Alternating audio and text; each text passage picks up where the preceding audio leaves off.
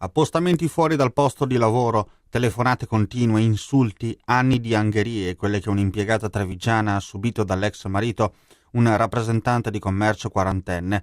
L'uomo, già condannato per stalking, è stato arrestato lunedì dalla squadra mobile della polizia ed ora si trova in carcere a Santabona dopo l'ennesima denuncia della donna.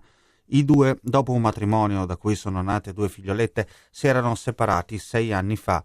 L'uomo non ha mai accettato la fine del loro rapporto. 3 anni fa, la prima denuncia per stalking da parte della donna alla polizia con il conseguente divieto di avvicinamento per l'ex marito. Nell'ottobre del 2012 arriva la condanna a 8 mesi in primo grado inflitta dal giudice del Tribunale di Treviso nei confronti del quarantenne. Ma l'atteggiamento dell'uomo, che nel frattempo ha perso il lavoro, non cambia. Lo scorso 30 aprile l'ennesimo episodio che ha portato l'ex rappresentante in cella, incontra in un locale del centro l'ex moglie ed alcuni amici e comincia ad apostrofarla pesantemente. L'impiegata, temendo il peggio, decide di rivolgersi alla polizia e a denunciare nuovamente l'ex marito.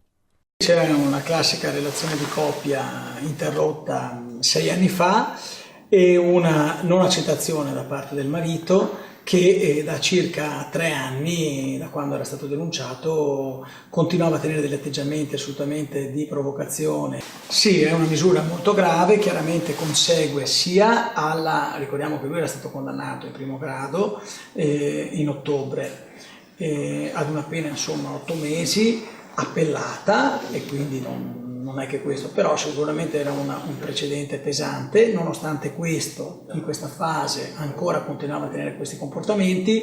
L'ennesima denuncia è chiaramente un'apprensione chiara anche delle istituzioni che la cosa potesse degenerare, quindi abbiamo richiesto a un'autorità giudiziaria molto sensibile, l'autorità giudiziaria di Treviso, con l'aiuto e con la sinergia col PM e con il GIP, si è ottenuto in brevissimo tempo la misura cautelare.